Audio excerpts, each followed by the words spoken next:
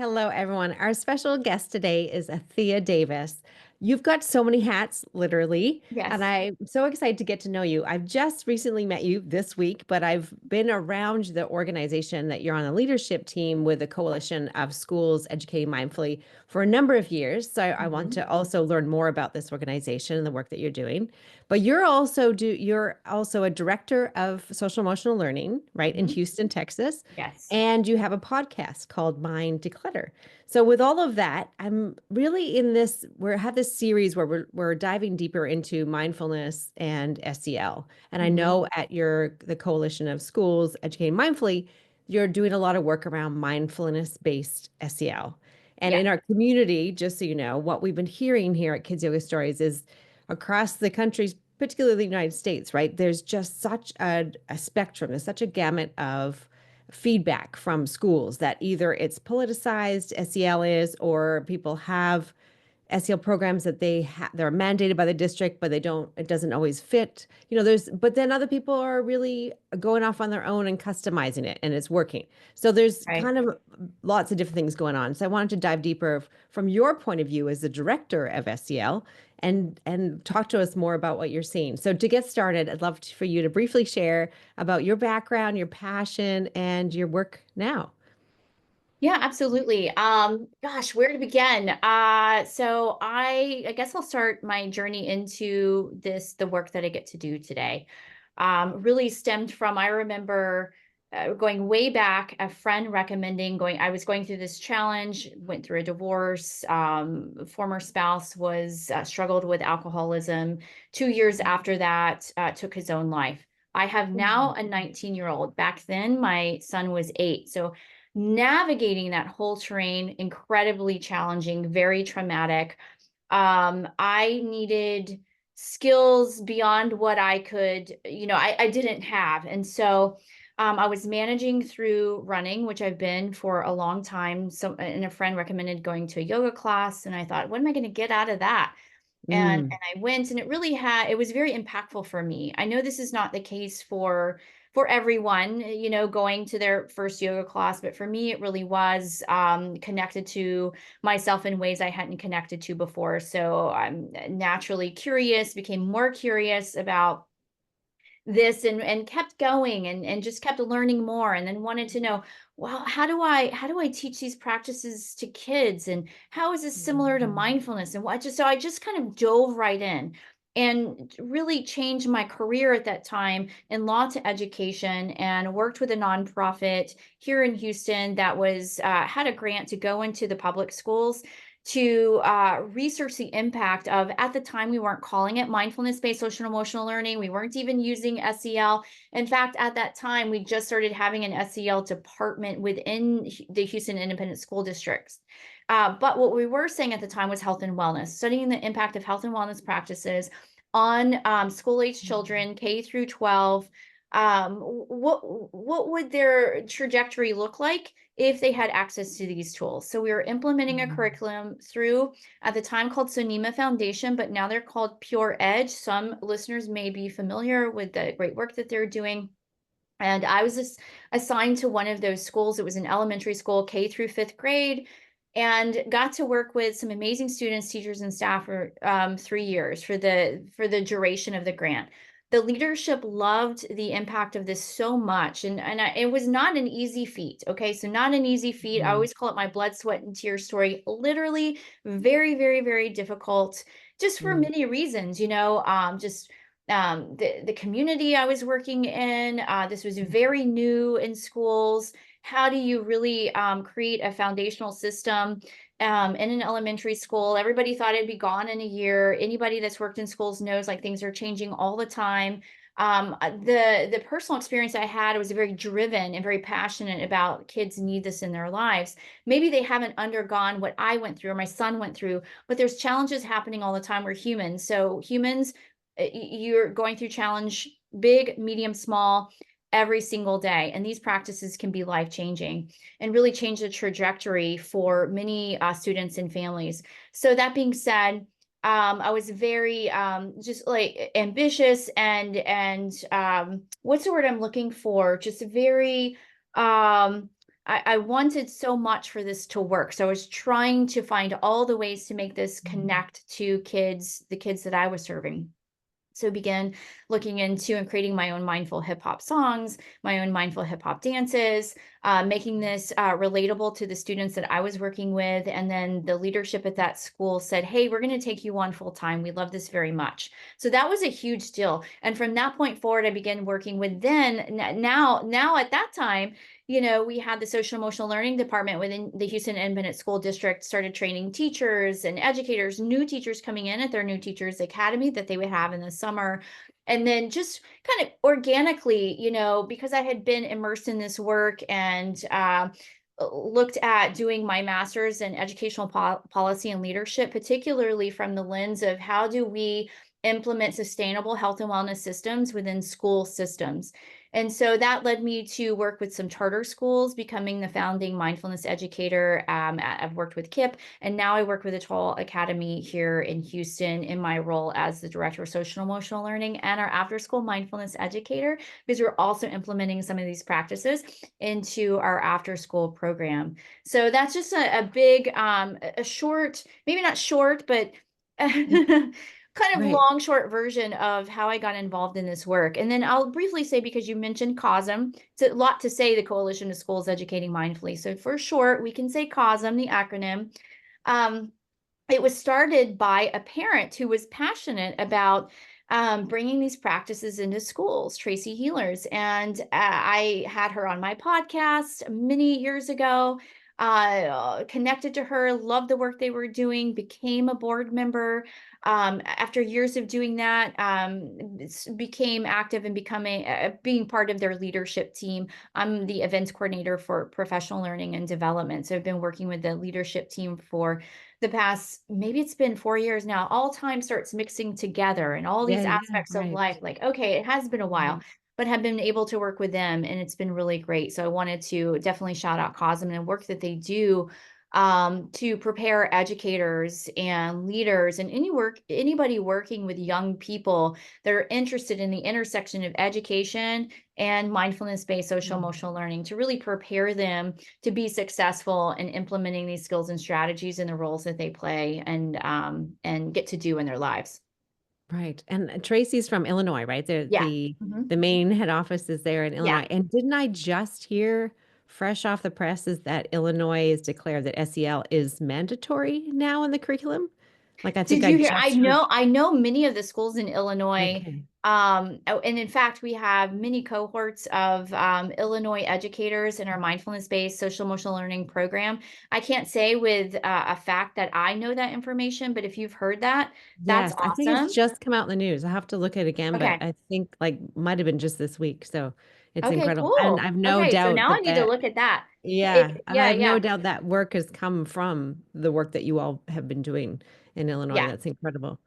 So, in your experience, oh my gosh, first of all, I just want to acknowledge you that like I just kept thinking Phoenix, like from such a traumatic, like it was like a bit of a shock when you said that, right? Like I'm sure yeah, listeners felt the same thing. And for you to share so generously, and like you said, everybody has something, right? And there's yeah. different degrees of trauma, but what you experience, I can't even imagine what you've been through. But from that place, there's a fork in the road, right? There's a choice that you made, and my goodness, Athea, you have, driven your fears, you're independent, and you're unstoppable in the work that you've done in such a short time. I'm sure it's like you said, what you're doing for others is what you did for yourself. You've changed the trajectory of the life of you and your son. And I just want to acknowledge and honor you for the work you've done. It's absolutely incredible.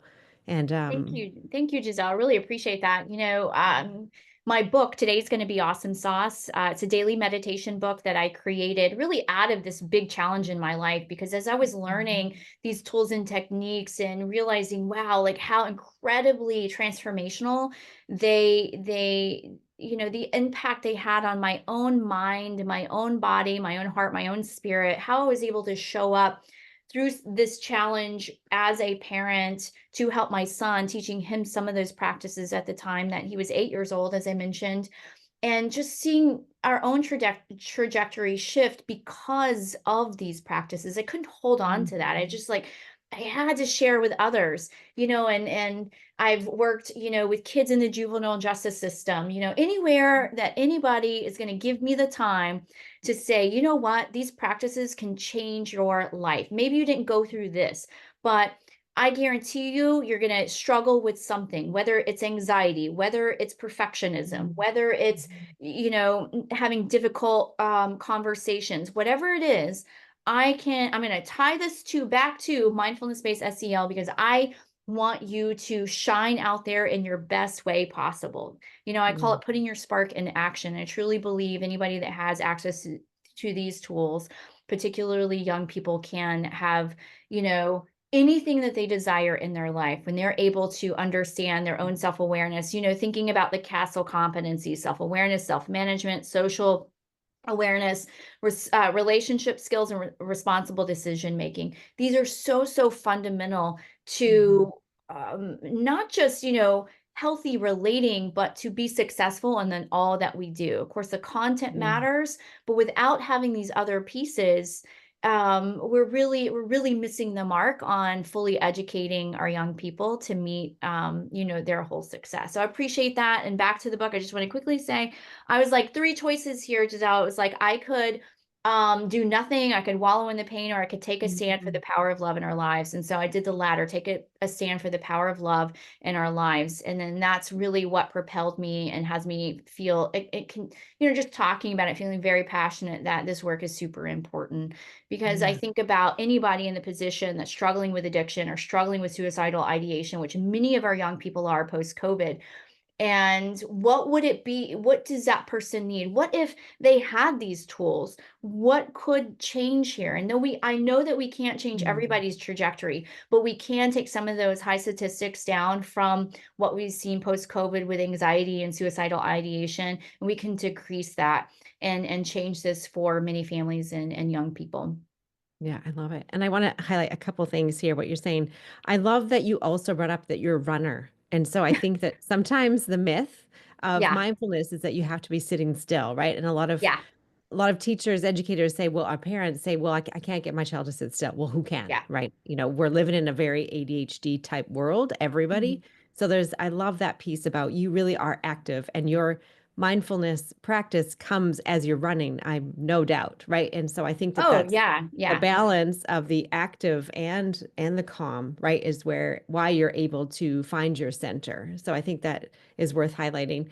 And then the second thing too is, yes, we've talked about, we've acknowledged your trauma and the trauma of other people and where they're coming from, but also to the extent that this can help, the practice that you're talking about can help for all being, as you said, being human. So Yeah. just clearing the noise.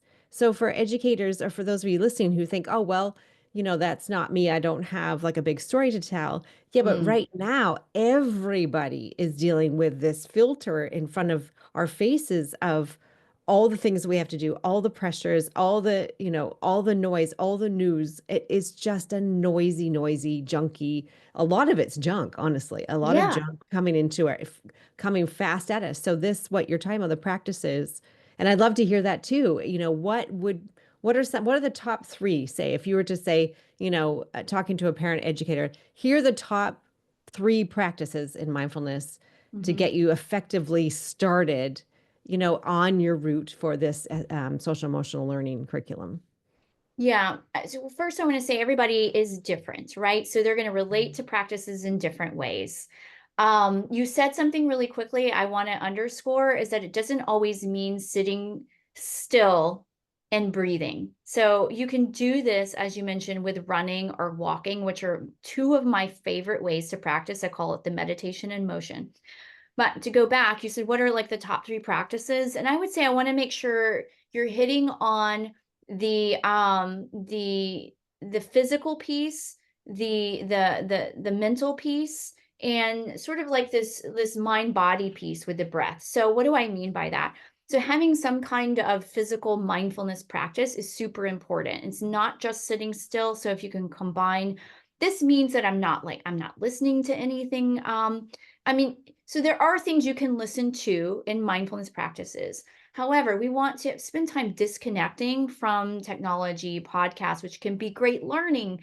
But during this mindful time, taking a mindful walk or a mindful run, you're focusing on your breath, you're noticing your surroundings, you're just being very intentional with what you're doing in each moment Mm, without judgment, really, refining your awareness of what's happening in each moment. Because oftentimes we're not in the moment, we're in our head as you're talking about all this stuff is happening. We have no idea what's happening in the moment. So it's the practice of being in the moment with some kind of movement exercise, dance, walking, running, walking and running. That's something I relate to. Someone else may love certain yoga postures, or you've got to, like, sometimes it's like trial and error, or you may not, yeah. oh, that's it, but I listen to music when I do it. Try not listening to music when you're doing that activity, so you can get in that state of mindful flow. So movement for sure, and then having a breath practice. So the breath practice can look like sitting still, or if you find that hard to do, you can combine it with a walking or movement practice where you're bringing attention and intention to your breath. So, we're breathing all the time, but with a mindful breath, we're bringing an intention to it and an attention, like paying attention to our breath. And, there are many different techniques. One, I just love, like a simple 3-5 breath where you're bringing the attention of inhaling through your nose for up to the count of 3, 1, 2, 3. Just a quick hold. You exhale out of your nose or mouth. 5, 4, 3, 2, 1. So those are like two strategies in one. The breath is a strategy, but our mind needs an anchor. So it needs a mind anchor, because it's like, wait a minute, am I breathing, or I'm thinking about pizza, which is totally normal. But for the anchor is the counting of it or the sound of your breath. But a lot of young people are like, what sound of my breath, So the counting is very a useful anchor. So having the breath practice and thinking about the mental, emotional, because oftentimes we have negative self-talk, and that really gets in the way of living the life that we'd like to live, whether that's relationally or performing in some way, reaching some goal.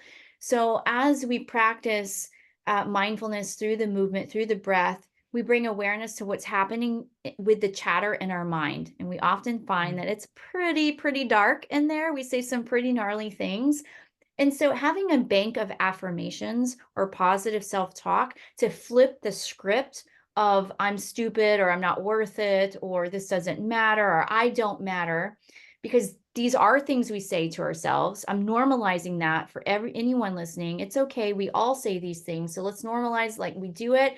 You want to name that you're saying it and flip it and say, you know what? Actually, maybe I'm going through a hard time. So I'm going through a hard time right now, but I'm doing the best I can with what I've got. And so you just flip the language around, and it changes the way that you hold your body, that you Mm. perform on the things that when I say perform, it could just be having a conversation, with a friend, with a family member. Maybe you're working on a project, but it just changes how you're showing up energetically with what's happening in your mind. Um, and how it shows up in your body. So I'd say those three things: physical, breath work, and having some kind of positive framing language that you're using on a regular basis. You're doing those things Wow. regularly, you're really going to build your mindset up in powerful ways. I love it. I love it so much. I love the way you broke that down. So, listening to you, right? It seems like such a no-brainer. Like, why wouldn't every school everywhere around the world integrate this, right? So, what are you finding on the flip side of that? What are you finding are the challenges of integrating mindfulness in social emotional learning curriculum, for example, or what resistance are you getting from the students or the administration, if any, or is it just sort of smooth sailing? Yeah, no, not smooth sailing. I think some of the roadblocks and the resistance is, a budgetary concern. How are we going to do this? The time. So budget. There's the time. Do I have enough time to do this? And what are we going to use? Post Mhm. COVID, there's been a big gap in where students are academically, and there's been a big push to get students back to where they were pre-COVID. We are Mm. still in the trenches of trying to decrease the gap in learning that was lost from COVID times. It's very real. It's very important we address it. And we must address it in tandem with the whole person, the whole child. So I think, oftentimes like, oh, budget, we don't have time. We've got to fill this gap. And so we get, our mindset like emergency mode. We're so urgent. And then we see like we're not getting the results we want because we're not addressing the whole child. And so I think the Mm, more conversations that are had about this, the more that those in schools will see that, oh, okay, so I see how this is working. Oh, the science is saying that. Oh, look at all this research that we have now showing that there is a connection between academic success and SEL success. Okay, so now that we know that, how do we implement that on a daily basis? And maybe you do have it in your budget and you've had those conversations, and now maybe your biggest hurdle is the time. And then sometimes we mm, can get stuck on, it has to be like this 30-minute lesson. And what we really need is, can we chunk it out? We know that a little bit of mindfulness practice or mindfulness-based social emotional learning every day is going to go a lot further than one 30-minute lesson a week. So can I chunk this out to 5 minutes a day? mm, And identify your advocates on campus. Maybe you don't have a director of SEL. Maybe you don't have that. I foresee a world in which we will have one on every single campus because we need one. And in the age of AI and where we're headed, and I'll just say the World Economic Forum just came out with their 2025 Future Jobs Report, that some of the top skills, the top 5 skills for the next 10 years are going to be what we would identify as MBSEL skills: adaptability, flexibility, creative thinking, problem solving. These are things that the practices I've shared will help you refine as you're doing them. They're going to help amplify those mm, skills. And so we need people on campuses teaching and being experts in this to work alongside those that are experts in their academic content. So we're mm, integrating them within the classroom. Could look like opening up a lesson with doing, a quick mindful breathing exercise, or mm, saying an affirmation or some kind of gratitude check. We know that we can't sit for an hour and focus that much. So, there's mm. been a big shift on having brain breaks and what kind of brain breaks. And there's so many different variations, and depending on your students and the time of day, these are just little ways that you can add um, the practices in. But I'll say that Castle has, their 3 core SEL strategies, meaning if I'm in a classroom and I'm teaching this, am I have a purposeful opening? So, any lesson you're going to have, do I have a purposeful opening? What's going on in my engaging activity, even in social studies, even